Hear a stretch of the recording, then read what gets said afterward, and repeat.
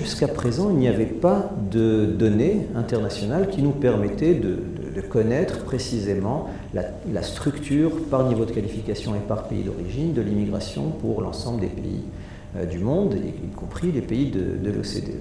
L'élément nouveau de la recherche que j'ai synthétisé pour l'ouvrage de la chaire, c'est d'aborder cette question sous l'angle de la diversité des lieux d'origine, des pays d'origine, donc ce qu'on appelle en anglais la birthplace diversity. Maintenant les données existent, on a fait ce travail et on a montré que la diversité des pays d'origine avait un effet positif sur le niveau de performance économique. Donc sur la causalité, la question qu'on a posée, c'est une question naturelle et légitime. Est-ce que des pays qui reçoivent une immigration diverse en deviennent plus riches pour autant? Ou bien est-ce que c'est parce qu'ils sont plus riches qu'ils attirent une immigration plus diverse? Et donc on a montré à l'aide de techniques qui permettent d'isoler la direction de la causalité qu'on avait effectivement un effet positif de la diversité sur la productivité et le niveau de revenu.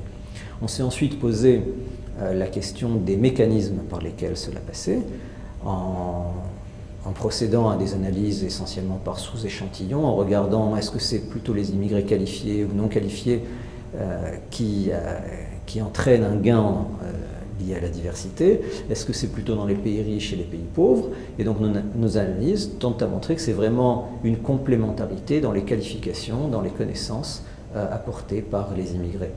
Et la conclusion qu'on en tire en termes de politique économique, c'est qu'on voit deux régimes de migration qui se dégagent. Un régime où on va avoir une sorte de cercle vertueux entre la quantité de migrants, leur niveau de qualification et leur diversité.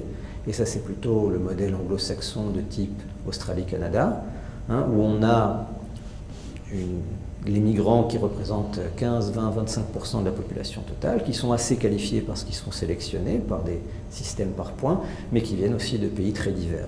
Et donc cette immigration-là, à la fois qualifiée et diverse, est également très bien tolérée par les opinions publiques et donc permet d'avoir beaucoup d'immigration. D'où ce lien vertueux entre quantité, qualité et diversité.